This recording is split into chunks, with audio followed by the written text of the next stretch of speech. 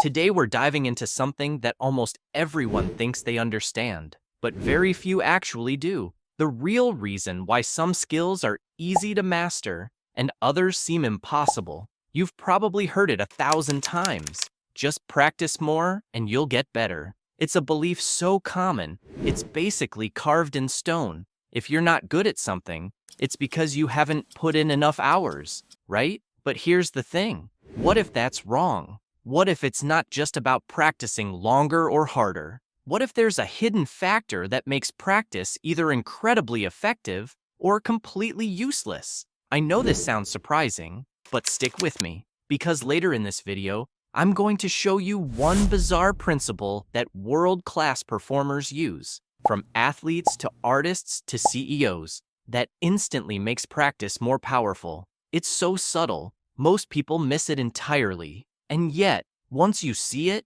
you can't unsee it, and your progress will never be the same again. And in this video, I'm going to break it down step by step with real examples and a practical framework you can apply immediately. No fluff, no vague theories, just pure actionable insight that will shift the way you learn forever. Let me start with a story. A few years ago, I decided to learn guitar. Like everyone else, I assumed, I'll just practice a lot, and eventually I'll get good. I practiced 30 minutes a day, every day, for months. Guess what happened? Nothing. I could still barely switch chords smoothly. My fingers hurt, my motivation dropped, and honestly, I started thinking maybe I just wasn't musical. Sound familiar? But then, I stumbled across a single idea that changed everything. Practice doesn't make perfect. Perfect practice makes perfect. It hit me like a truck.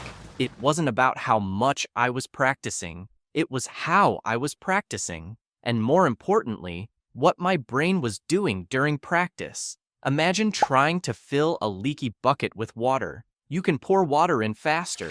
You can pour for longer. But if you don't fix the leaks first, you'll never fill that bucket, no matter how hard you try. Your skills are the same. If the way you're practicing has leaks, like poor technique, bad habits, or mindless repetition, you're just reinforcing mistakes. And no amount of effort will solve that. You have to fix the leaks first. Then the bucket, your skill, starts filling up faster than you ever thought possible. You might think, okay, I'll just practice better. But how do you actually know what needs fixing? There's one telltale sign almost every stuck learner overlooks. And we're about to break that down next. Most people who struggle with learning aren't lazy. They're not unmotivated. They're stuck because they're practicing wrong, and nobody told them. There are 3 deadly traps. First, mindless repetition, going through the motions without thinking critically.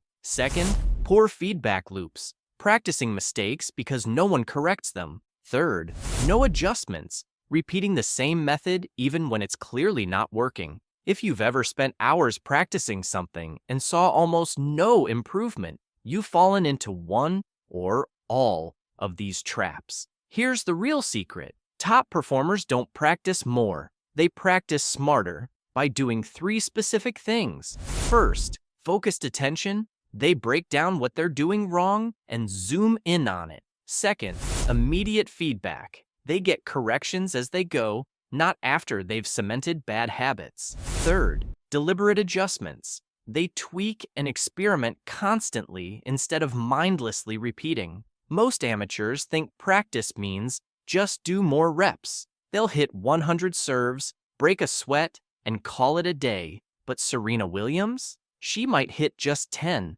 and each one is filmed, slowed down, analyzed. Her coach examines her foot placement, her grip, her timing, even how her shoulder rotates. And here's the kicker. Every few minutes, she adjusts. Not big flashy changes. Tiny micro corrections you'd never notice unless you were looking for them. It's not about doing more. It's about doing better, with feedback, focus, and constant refinement. That's deliberate practice. That's how mastery actually happens. And the best part? You don't need Serena's coach to use the same method. You just need the mindset.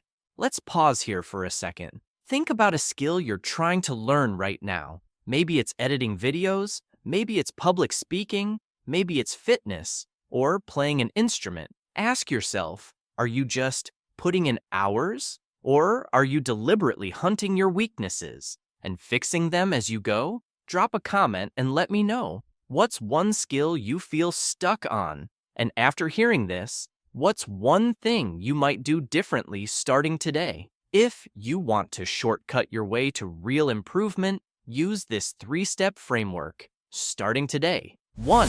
Micro-focus. Pick one tiny part of the skill to work on, not everything at once. Instead of get better at editing, focus on learn how to cut transitions smoothly. 2.